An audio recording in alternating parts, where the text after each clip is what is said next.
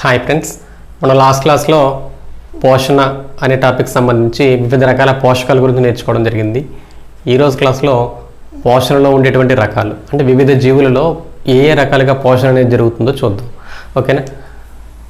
ఇందులో ఫస్ట్ అసలు పోషణ అంటే ఏంటి?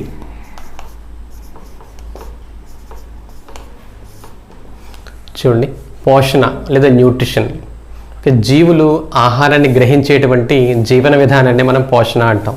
అయితే జీవులు ఆహారాన్ని గ్రహించి దాన్ని తమ శరీర అవసరాలకు వినియోగించుకునేటువంటి జీవక్రియనే మనం పోషణ అని పిలుస్తాం. ఓకేనా? ఆహారాన్ని పొందటం, ఆహారాన్ని గ్రహించటం, గ్రహించిన దాన్ని వివిధ జీవన క్రియలకు అంటే శరీర అవసరాలకు ఆహారాన్ని వినియోగించుకోవటం, ఈ జీవక్రియనే మనం పోషణగా చెప్తాం. అయితే జీవుల్లో పోషణకు సంబంధించి అంటే జీవుల ఆహారాన్ని ఏ విధంగా పొందుతున్నాయి అనే దాన్ని బట్టి జీవులను రెండు రకాలుగా వర్గీకరించడం జరిగింది. ఓకేనా? పోషణకు సంబంధించి జీవులు రెండు రకాలు. ఒకటి స్వయం పోషక జీవులు, వీటిని స్వయం పోషకాలు అని పిలుస్తాం. రెండవది పరపోషక జీవులు, పరపోషకాలు అంటాం. ఓకేనా? స్వయం పోషకాలు, పరపోషకాలు అంటే ఆహారాన్ని తమంతట తాము స్వయంగా తయారు చేసుకునే జీవులను స్వయం పోషకాలు అని పిలుస్తాం. ఇట్లాంటి పోషణనే మనం స్వయం పోషణ లేదా ఆటోట్రోపిక్ న్యూట్రిషన్ అని పిలుస్తాం. దీన్ని స్వయం పోషణ లేదా ఆటోట్రోపిక్ న్యూట్రిషన్ అంటాం. ఓకేనా? అయితే ఆహారం కోసం ఇతర జీవుల మీద ఆధారపడేటువంటి జీవులను పరపోషక జీవులు అని పిలుస్తాం.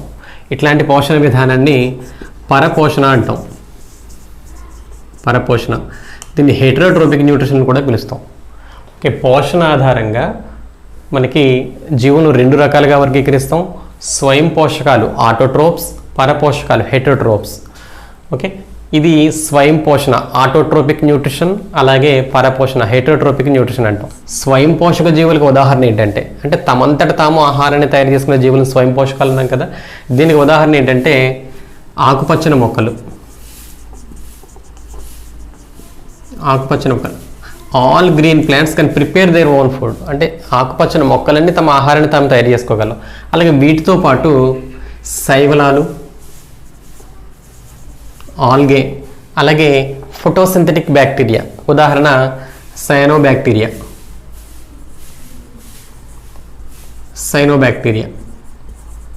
ఇవి కూడా ఆహారాన్ని స్వయంగా తయారు చేసుకోగలం.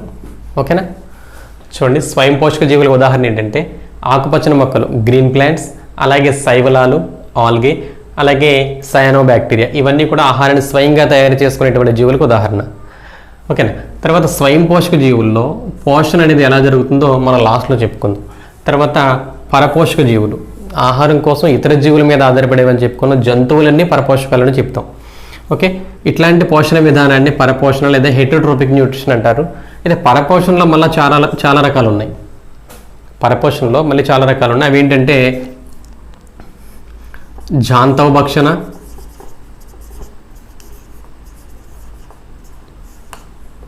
పూతికాహార పోషణ,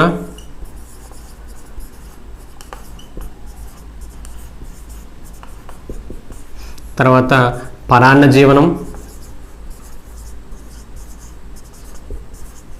తర్వాత సహజీవనం. చూడండి, ఇవన్నీ పరపోషణ విధానాల్లో ఉండేటువంటి కొన్ని రకాలు. ఏంటంటే జాంతవ భక్షణ, దీన్నే హోలోజాయిక్ న్యూట్రిషన్ అని పిలుస్తాం. ఓకే, హోలోజాయిక్ న్యూట్రిషన్ అంటాం దీన్ని. అలాగే పూతికాహార పోషణ, దీన్నే సాఫ్రోఫైటిక్ న్యూట్రిషన్ అని పిలుస్తాం. అలాగే పరాన్న జీవనం, ఓకే, దీన్ని పారాసైటిజం అని పిలుస్తాం. తర్వాత సహజీవనం, దీన్నే సింబియాసిస్ అని పిలుస్తాం. చూడండి, పరపోషణలో ఉండేటువంటి రకాలు: ఒకటి జాంతవ భక్షణ, రెండోది పూతికాహార పోషణ, మూడోది పరాన్న జీవనం, నాలుగవది సహజీవనం. ఇట్లా మనకి పరపోషణ విధానంలో చాలా రకాలు ఉన్నాయి. ఇందులో ఒక్కొక్క రకమైన పోషణ ఏ విధంగా జరుగుతుందో చూద్దాం.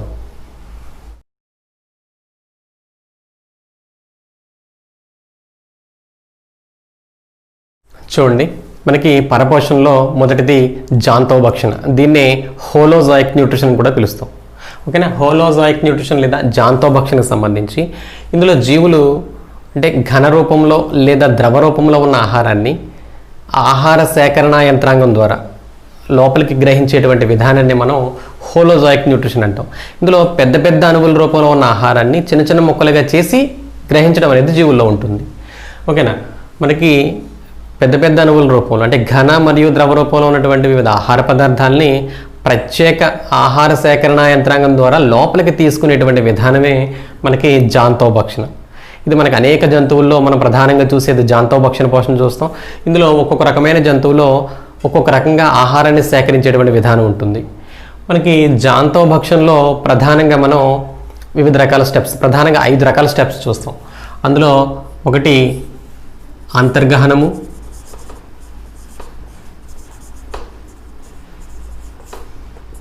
రెండవది జీర్ణక్రియ, మూడవది శోషణ, నాలుగవది స్వాంగీకరణ, ఐదవది విసర్జన. చూడండి, జాంతోభక్షణ విధానంలో మనం 5 రకాల స్టెప్స్ చూస్తాం. ఓకే, అందులో ఇంజెషన్, అంతర్గహనం, దీన్ని ఇంజెషన్ అని పిలుస్తాం. రెండవది జీర్ణక్రియ, దీన్నే డైజెషన్ అని పిలుస్తాం. మూడవది శోషణ, దీన్నే అబ్జార్ప్షన్ అని పిలుస్తాం. నాలుగవది స్వాంగీకరణ, దీన్నే ఎసిమిలేషన్ అని పిలుస్తాం. లాస్ట్ది విసర్జన, దీన్నే ఎక్స్క్రిషన్ అని పిలుస్తాం. చూడండి, మనకి జాంతోభక్షణ విధానంలో జీవుల్లో ఈ 5 రకాల స్టెప్స్ కనపడుతూ ఉంటాయి ఈ పోషణ విధానంలో. ఇందులో జీవులు ఆహారాన్ని లోపలికి గ్రహించడాన్నే, లోపలికి తీసుకోవడాన్నే అంతర్గహనం అని పిలుస్తాం, ఇంజెషన్. ఇందులో ఒక్కొక్క రకమైన జీవుల్లో లోపలికి ఆహారాన్ని తీసుకునే విధానం ఒక్కొక్క రకంగా ఉంటుంది. ఉదాహరణకు అమీబా తీసుకుంటే కనుక, అమీబాలో పదార్థాన్ని లోపలికి గ్రహించడానికి మిథ్యాపాదాలు ఉంటాయి. అమీబాలో మిథ్యాపాదాల సహాయంతో ఆహారం లోపలికి గ్రహిస్తుంది. అలాగే పారమీషియం ఉదాహరణ తీసుకుంటే, పారమీషియంలో శైలికలు అనేవి ఆహారాన్ని లోపలికి గ్రహించడం, నోటి లోపలికి గ్రహించడానికి శైలికలు ఉపయోగపడతాయి. అలాగే హైడ్రా తీసుకుంటే కనుక, హైడ్రాలో టెంటికిల్స్ అంటాం, టెంటికిల్స్ లేదా స్పర్శ శృంగాలు అంటాం. అవి ఆహారాన్ని లోపలికి గ్రహించడానికి ఉపయోగపడతాయి. అలాగే మనకి కీటకాలు తీసుకుంటే, కీటకాలలో మౌత్ పార్ట్స్, నోటి భాగాలు మనకి ఆహారాన్ని లోపలికి గ్రహించడానికి ఉపయోగపడుతూ ఉంటాయి. అలాగే ఉభయచరాలు, కప్ప లాంటి జీవులను కనుక మనం ఉదాహరణగా తీసుకుంటే, కప్పలు ఆహారాన్ని నోటి లోపలికి నాలుక సహాయంతో గ్రహిస్తాయి. కప్పలు కానీ, తొండలు కానీ, కొన్ని బల్లులు కానీ ఉదాహరణ తీసుకుంటే, ఇవి నాలుకతోటి ఆహారాన్ని లోపలికి తీసుకోవడం అనేది ఉంటుంది. మనం ఇంజెషన్ లేదా అంతర్గహనం గురించి చెప్పుకుంటాం. అలాగే సకశేరుక జీవులు, మన జంతువులు, ఉదాహరణకి మానవుని తీసుకుంటే కనుక, మనం చేతుల సహాయంతో ఆహారాన్ని నోటి లోపలికి తీసుకోవడం అనేది జరుగుతుంది. ఓకేనా, ఆహారాన్ని నోటి లోపలికి తీసుకునేటువంటి విధానాన్ని దీన్నే ఇంజెషన్ లేదా అంతర్గహనం అని పిలుస్తాం. ఓకేనా, తర్వాత జీర్ణక్రియ, లోపలికి తీసుకున్నటువంటి ఆహార పదార్థాలు మనకు ప్రత్యేకమైన వ్యవస్థలో జీర్ణం అవడం అనేది జరుగుతుంది. అంటే జీర్ణం అవటం లేదా జీర్ణక్రియ జరగడం అంటే సంక్లిష్ట ఆహార పదార్థాలు సరళంగా మారటం, కాంప్లెక్స్ ఫుడ్ మాలిక్యూల్స్ సింపుల్గా మారటం. దీన్నే డైజెషన్ అని చెప్పుకున్నాం ఆల్రెడీ, మానవుని యొక్క జీర్ణ వ్యవస్థలో చెప్పుకోవడం జరిగింది. ఓకే, తర్వాత శోషణ లేదా అబ్జార్ప్షన్. అబ్జార్ప్షన్ అంటే మనకు జీర్ణమైన ఆహార పదార్థాలు, ఆహారంలో ఉన్నటువంటి ఈ సరళ పదార్థాలన్నీ కూడా ప్రేగుల్లో, చిన్న ప్రేగు గోడల్లో అవి రక్తంలోకి శోషించుకోబడడం జరుగుతుంది. దీన్నే అబ్జార్ప్షన్ లేదా శోషణ అని పిలుస్తాం. ఓకే, రక్తంలోకి చేరినటువంటి ఆహార పదార్థాలు కణాలకు చేరి అవి మన శరీర పదార్థాలుగా మారటాన్నే స్వాంగీకరణము లేదా ఎసిమిలేషన్ అని పిలుస్తాం. ఓకేనా, తర్వాత జీర్ణం కాని వ్యర్థ పదార్థాలు బయటకు తొలగించబడేటువంటి ప్రక్రియ, దీన్నే ఎక్స్క్రిషన్ లేదా విసర్జన అంటాం. ఇలా మనకి 5 రకాల స్టెప్స్ మనకి జాంతోభక్షణ ఈ పోషణ విధానంలో చూస్తాం. ఓకేనా, చూడండి, 1 ingestion, 2 digestion, 3 absorption, assimilation and excretion. Okay, అంతర్గహనము, జీర్ణక్రియ, శోషణ, స్వాంగీకరణ మరియు విసర్జన. ఓకేనా, ఇది జాంతోభక్షణకు సంబంధించి ప్రధానంగా ఈ జీవులన్నిటిలో కూడా మనం హోలోజాయిక్ న్యూట్రిషన్ చూస్తాం. ఓకేనా, హోలోజాయిక్ మీన్స్ ఏంటంటే, హోలో మీన్స్ ఓవల్ లేదా మొత్తము అని అర్థం. ఓకే, జాయిక్ మీన్స్ ఏంటంటే యానిమల్స్ అని అర్థం. అంటే ఆహారాన్ని, అక్కడ ఉన్నటువంటి మొత్తం ఆహారాన్ని ప్రత్యేక సేకరణ యంత్రాంగం ద్వారా నోటి లోపలికి తీసుకోవడం అనేది జరుగుతుంది. ఓకే, ఇది జాంతోభక్షణకు సంబంధించి. ఓకేనా, తర్వాత పూతికాహార పోషణ లేదా సాఫ్రోఫైటిక్ న్యూట్రిషన్ ఎలా జరుగుతుందో చూద్దాం.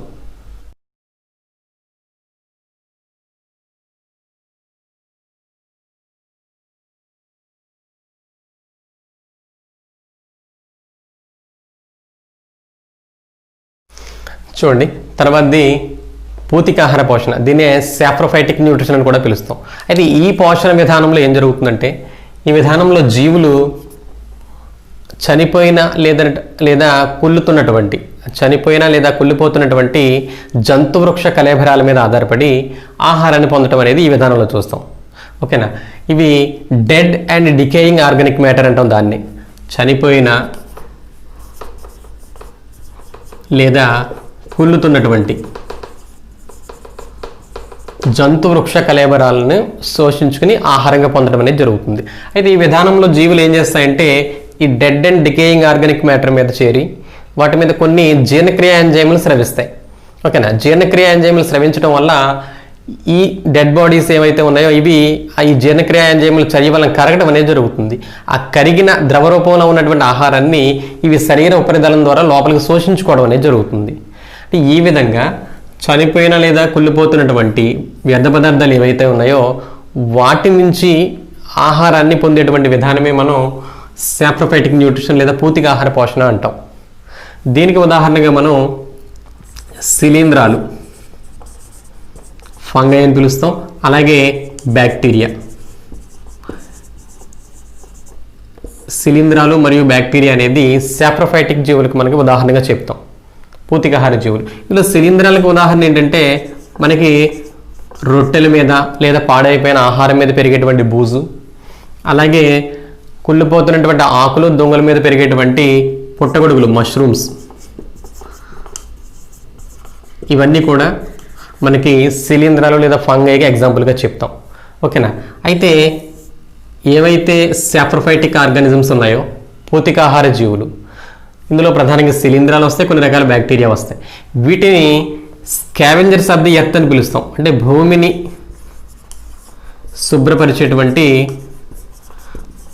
శుభ్రపరిచే తోటీలు అని పిలుస్తాం. స్కావెంజర్స్ ఆఫ్ ది ఎర్త్ అని పిలుస్తాం శిలీంధ్రాల్ని. అలాగే ఈ బ్యాక్టీరియా జీవులు ఎందుకు పిలుస్తాం అంటే, భూమి మీద ఉన్నటువంటి చనిపోయిన లేదా కొల్లుతున్నటువంటి వ్యర్థాలను ఇవి విచ్ఛిన్నం చేసి వాటి నుంచి ఆహారం పొందుతాయి. అట్ ద సేమ్ టైం వీటిని తిరిగి మట్టిలో కలిసిపోయేలా చేస్తాయి. ఇట్లా వ్యర్థ పదార్థాలు లేకుండా భూమిని శుభ్రపరుస్తున్నాయి కాబట్టి వీటిని స్కావెంజర్స్ ఆఫ్ ది ఎర్త్ అని పిలుస్తాం. భూమిని శుభ్రపరిచే తోటలుగా పిలుస్తాం వీటిని. ఓకేనా, ఇది పూతికాహార పోషణ లేదా సాఫ్రోఫైటిక్ న్యూట్రిషన్ గురించి. ఓకే, తర్వాతది పరాన్న జీవనం. పరాన్న జీవనం ఎలా జరుగుతుందో చూద్దాం.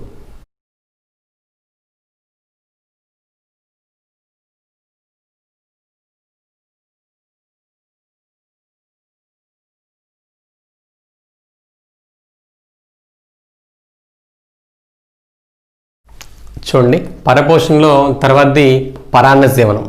దీన్నే పారాసైటిజం అని కూడా పిలుస్తాం. ఓకేనా, ఈ పోషణ విధానంలో ఏమవుతుందంటే, ఇక్కడ 2 జీవులు కలిసి జీవించడం అనేది ఉంటుంది. ఇందులో కొన్ని జీవులు ఇతర జీవుల మీద పాక్షికంగా కానీ లేదా పూర్తిగా కానీ ఇతర జీవుల మీద ఆధారపడి బ్రతకడం అనేది ఉంటుంది. ఓకే, ఇతర జీవుల మీద ఆధారపడడం అనేది, ఇతర జీవులపై ఆధారపడడం ప్రధానంగా ఒకటి ఆహారం కోసం కావచ్చు, అలాగే రెండవది ఆవాసం, హ్యాబిటేట్. ఆహారం కోసం కానీ లేదా ఆవాసం కోసం కానీ ఒక ఇతర జీవుల మీద ఆధారపడడం అనేది ఉంటుంది. అయితే మనం పోషణ విధానంలో చెప్పుకుంటున్నాం కాబట్టి ప్రధానంగా ఈ జీవులు ఆహారం కోసం ఇతర జీవుల మీద ఆధారపడి బ్రతుకుతూ ఉంటాయి. అయితే ఇతర జీవుల మీద ఆధారపడి బ్రతికి ఇతర జీవులకు నష్టాన్ని కలిగించేటువంటి పోషణ విధానమే మనకి పరాన్న జీవనం.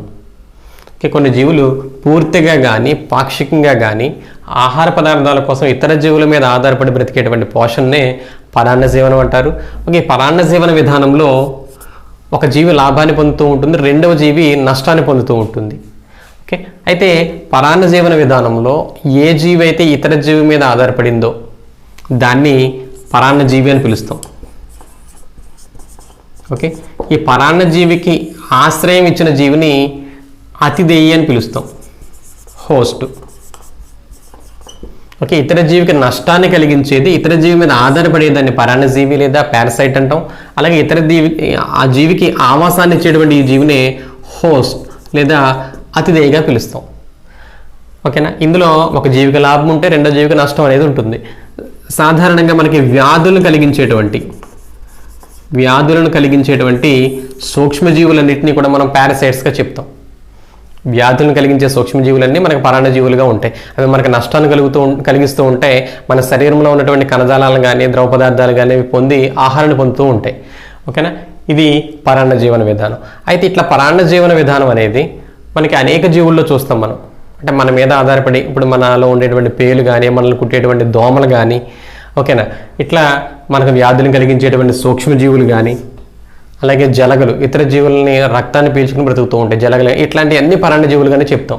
అయితే ఈ పరాన్న జీవన విధానం ఏదైతే ఉందో, ఓకే, పారాసైటిక్ న్యూట్రిషన్, ఇది మొక్కల్లో కూడా చూస్తాం. మొక్కల్లో కూడా పారాసైటిజం అనేది మనం మొక్కల్లో కూడా చూస్తాం. ప్రత్యేకంగా ఉదాహరణకు ఒక మొక్కను తీసుకుంటే కస్కుట అనే మొక్క ఉంది. దీన్నే బంగారు తీగ అని కూడా పిలుస్తాం. ఓకే, కస్కుట అనేది ఆకులు, వేర్లు, పుష్పాలు ఇవేమీ లేకుండా ఒక తీగ మాదిరిగా పెరుగుతుంది. ఇది ఒక తీగ మాదిరిగా పెరిగి వేరొక మొక్కను పూర్తిగా అల్లుకుపోవడం అనేది జరుగుతుంది. వేరొక మొక్క చుట్టూ పూర్తిగా అల్లుకుపోతుంది. దీన్ని కస్కుట లేదా బంగారు తీగ అంటారు. ఇంకొక మొక్క తయారు చేసుకున్నటువంటి ఆహార పదార్థాలు, ఇతర మొక్కలు తయారు చేసుకున్నటువంటి ఆహార పదార్థాలను ప్రత్యేకమైన వేర్లను లోపలికి పంపించి ఆ వేర్ల ద్వారా ఆహార పదార్థాలు పొందుతూ ఉంటుంది. ఓకేనా, మనకి పరాన్న జీవ మొక్కకు ఉదాహరణ కస్కుట, దీన్నే బంగారు తీగ అని కూడా పిలుస్తాం, లేదా డాడర్ ప్లాంట్ అని కూడా అంటాం. ఇది అతిథేయి మొక్క నుంచి పోషక పదార్థాన్ని పీల్చుకోవడానికి ఉత్పత్తి చేసిన వేర్లనే హాస్టోరియా అని పిలుస్తాం. హాస్టోరియా. ఓకేనా, అతిథేయ మొక్క నుంచి పోషక పదార్థాలను పీల్చుకోవడానికి ఈ పరాన్న జీవ మొక్కలు ఏర్పరచుకున్నటువంటి వేర్లను మనం హాస్టోరియా అని పిలుస్తాం. ఇది పరాన్న జీవ మొక్కకు ఉదాహరణ కస్కుట. ఇక్కడే మనకు మొక్కలకు సంబంధించి మరొక పోషణ విధానం చూస్తాం. అదేంటంటే పరాన్న జీవ మొక్కల్లోనే వేరొక రకం ఏంటంటే దాన్ని కీటకాహార మొక్కలుగా పిలుస్తాం. వాటిని కీటకాహార మొక్కలు. వీటిని ఇన్సెక్టివారస్ ప్లాంట్స్ అని పిలుస్తాం. చూడండి, వీటిని కీటకాహార మొక్కలు లేదా ఇన్సెక్టివారస్ ప్లాంట్స్. ఈ మొక్కలు స్వయం పోషకాలే. ఈ పత్రహరితాన్ని కలిగి ఉంటే ఆహారాన్ని తయారు చేసుకోగలవు. కానీ ప్రధానంగా ఇవి ఎక్కడ పెరుగుతాయంటే నత్రజని లోపించిన నేలల్లో పెరుగుతాయి. కాబట్టి వీటికి అధికంగా కావాల్సిన నత్రజని కోసం ఈ వేటి మీద ఆధారపడతాయి అంటే కీటకాల మీద ఆధారపడతాయి. కీటకాల మీద ఆధారపడి ఆ కీటకాలను ఆహారంగా తీసుకోవడం అనేది జరుగుతుంది. ఇట్లా కీటకాలను ఆహారంగా తీసుకునే మొక్కలు కాబట్టి వీటిని కీటకాహార మొక్కలు లేదా ఇన్సెక్టివారస్ ప్లాంట్స్ అంటాం. అలాగే వీటిని మాంసాహార మొక్కలు కాబట్టి వీటిని కార్నివారస్ ప్లాంట్స్ అని కూడా పిలుస్తాం. వీటిని కార్నివారస్ ప్లాంట్స్ లేదా కీటకాహార మొక్కలుగా పిలుస్తాం. ఓకేనా, ఇవి నత్రజని లోపించిన నేలల్లో పెరుగుతాయి. వీటికి అధికంగా కావాల్సినటువంటి నత్రజని కోసం కీటకాలను ఆహారంగా తీసుకోవడం అనేది జరుగుతుంది. ఉదాహరణ కీటకాహార మొక్కలకు ఉదాహరణ ఏంటంటే నెపెంతిస్, అలాగే యుట్రిక్యులేరియా,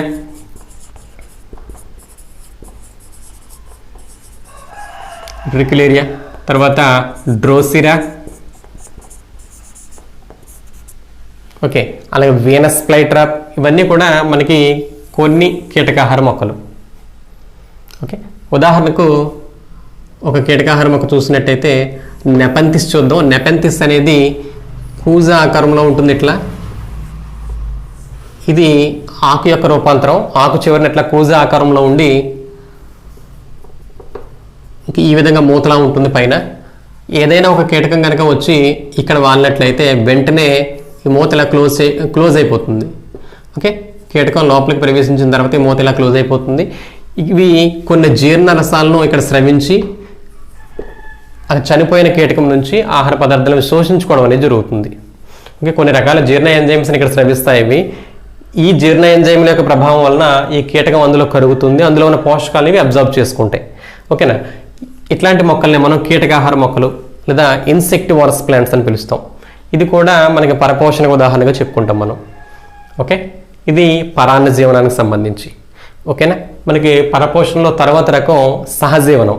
సహజీవనం ఎలా జరుగుతుందో చూద్దాం.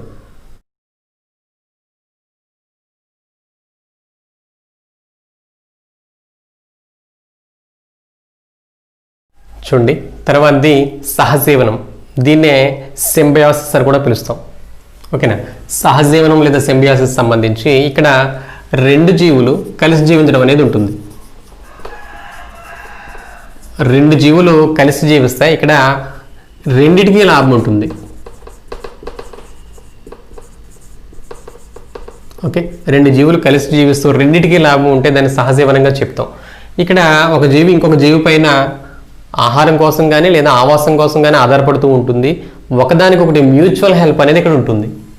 ఓకే, ఇట్లా రెండు జీవులు కలిసి జీవిస్తూ రెండిటికి లాభం కలిగించేటువంటి పోషణ విధానాన్ని మనం సహజీవనంగా చెప్తాం దీన్ని. ఓకే, అయితే పరాన్న జీవనానికి దీనికి డిఫరెన్స్ ఏంటంటే పరాన్న జీవనంలో ఒక జీవికి లాభం పొందితే ఇంకొక జీవి నష్టం కలుగుతుంది. కానీ సహజీవనంలో రెండవ జీవికి నష్టం అనేది ఉండదు. ఓకేనా, సహజీవనానికి ఉదాహరణగా మనం సాధారణంగా లైకెన్లు చెప్తాం. లైకెన్స్లో శైవలాలు మరియు శిలీంధ్రాలు ఇవి రెండు కలిసి సహజీవనం చేయడం అనేది ఉంటుంది. శైవలాలు మరియు శిలీంధ్రాలు కలిసి జీవిస్తే దీన్ని లైకెన్స్ అని పిలుస్తాం. ఓకే, అయితే శైవలాలు అనేవి పత్రహరితాన్ని కలిగి ఉంటాయి కాబట్టి ఇవి ఆహారాన్ని తయారు చేస్తాయి. ఆహారాన్ని తయారు చేసి శిలీంధ్రాలకు అందిస్తాయి. శిలీంధ్రాలు అనేవి శైవలాలకు ఆధారాన్ని ఇస్తాయి, అలాగే రక్షణని ఇస్తాయి, అలాగే నేల నుంచి నీరు మరియు ఖనిజ లవణాలను శోషిస్తాయి. ఓకే, నేల నుంచి నీటిని ఖనిజ లవణాలని శోషించి శైవలాలకు అందిస్తాయి. అలాగే శైవలాలు అనేవి ఆహారాన్ని తయారు చేసి శిలీంధ్రాలకు అందించడం అనేది ఉంటుంది. ఇట్లా రెండు జీవులు కలిసి జీవిస్తూ ఒకదానికొకటి లాభం పొందేటువంటి జీవన విధానాన్ని మనం సహజీవనం అని చెప్తాం. ఓకే, దీన్ని సింబయాటిక్ న్యూట్రిషన్ అని పిలుస్తాం. ఓకే, ఇది లైకెన్ సంబంధించి ఎగ్జాంపుల్. అలాగే వీటికి సంబంధించి మరొక ఎగ్జాంపుల్ ఉంది. అదేంటంటే చిక్కుడు జాతి మొక్కలు. చిక్కుడు జాతి మొక్కలు వీటిని లెగ్యూమ్ ప్లాంట్స్ అని పిలుస్తాం, లేదా లెగ్యూమినేసి ఫ్యామిలీ ప్లాంట్స్ అంటాం.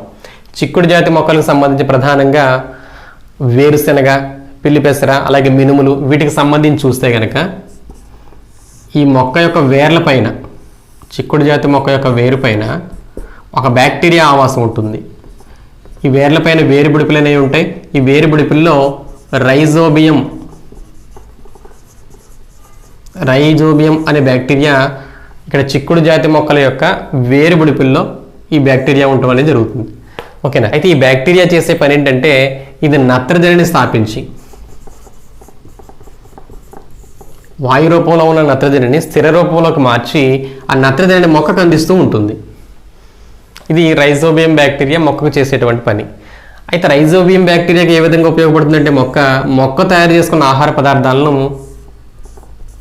ఆహారాన్ని ఈ బ్యాక్టీరియా పొందుతూ ఉంటుంది. ఓకేనా, మొక్కకు కావాల్సినటువంటి నత్రజనిని అందిస్తూ ఉంటుంది, అంటే మొక్కకు లాభం ఉంది. అలాగే మొక్క తయారు చేసుకున్న ఆహార పదార్థాలను ఇది పొందుతూ ఉంటుంది. ఇలా ఒకదానికొకటి రెండు మ్యూచువల్ హెల్ప్. ఓకే, రెండు జీవులు కలిసి జీవిస్తూ రెండు పోషక పదార్థాలను కానీ ఆవాసాన్ని కానీ షేర్ చేసుకునేటువంటి ఈ పోషణ విధానాన్ని మనం సహజీవనంగా చెప్తాం. లెగ్యూమ్ ప్లాంట్స్ యొక్క వేర్లలో వేరుబిడుపుల్లో ఉండేటువంటి బ్యాక్టీరియా ఏది అంటే రైజోబియంగా చెప్తాం. వీటిని చిక్కుడు జాతి మొక్కలను కూడా అంటాం. ఓకే, రైజోబియం బ్యాక్టీరియాకు అలాగే చిక్కుడు జాతి మొక్కలకు మధ్య ఉన్నటువంటి పోషణ దేనికి ఉదాహరణ అంటే సహజీవనం లేదా సింబయాసిస్కి ఉదాహరణగా చెప్తాం. ఓకే, ఇది సహజీవనానికి సంబంధించినటువంటి కొన్ని ఎగ్జాంపుల్స్. ఓకేనా, చూడండి, సహజీవన విధానంలో రెండు జీవులు కలిసి జీవిస్తూ ఉంటే అవి ఆహారం కోసం కానీ లేదా ఆవాసం కోసం కానీ కలిసి జీవిస్తూ రెండు ఒకదానికొకటి ఉపయోగపడితే దాన్ని సహజీవనం అంటాం. అలాగే రెండు జీవులు కలిసి జీవిస్తూ ఒకదానికి లాభం మరియు ఇంకొకదానికి నష్టం ఉంటే దాన్ని పరాన్న జీవనంగా చెప్తాం. ఓకేనా, ఇది జీవుల్లో ఉండేటువంటి పరపోషణలో వివిధ రకాలు. ఓకేనా, తర్వాత జీవుల యొక్క ఆహారపు అలవాట్లను బట్టి, ఈ పరపోషణ విధానంలోనే ఆహారపు అలవాట్లను బట్టి మనం ఈ జంతువులను కొన్ని రకాలుగా వర్గీకరించడం జరిగింది. అవి ఏంటో చూద్దాం.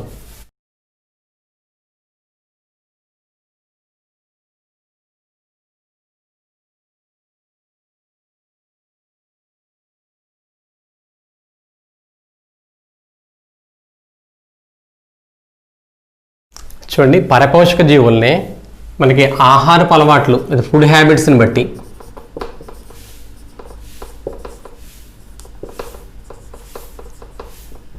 ప్రధానంగా మనకి 3 రకాలుగా వర్గీకరించడం జరిగింది.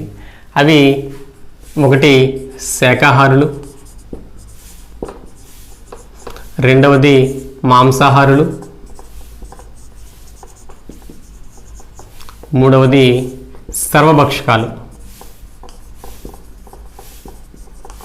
ఓకేనా, చూడండి, శాకాహారులు హెర్బివోర్స్, మాంసాహారులు కార్నివోర్స్, అలాగే సర్వభక్షకాలు వీటిని ఆమ్నివోర్స్ అని పిలుస్తాం. ఇట్లా ఆహారపు అలవాట్లను బట్టి మనకి జీవులు 3 రకాలు. ఇందులో మొక్కలు మరియు మొక్కల నుంచి లభించేటువంటి ఉత్పత్తులను తినేవాటిని మనం శాకాహారులు అంటాం. ఓకేనా, మనకి క్షీరదాలైనటువంటి జంతువులు, ఇవి ఆవు, మేక, గొర్రె ఇట్లాంటివన్నీ కూడా మనకి శాకాహార జంతువులకు ఉదాహరణగా చెప్పుకుంటాం.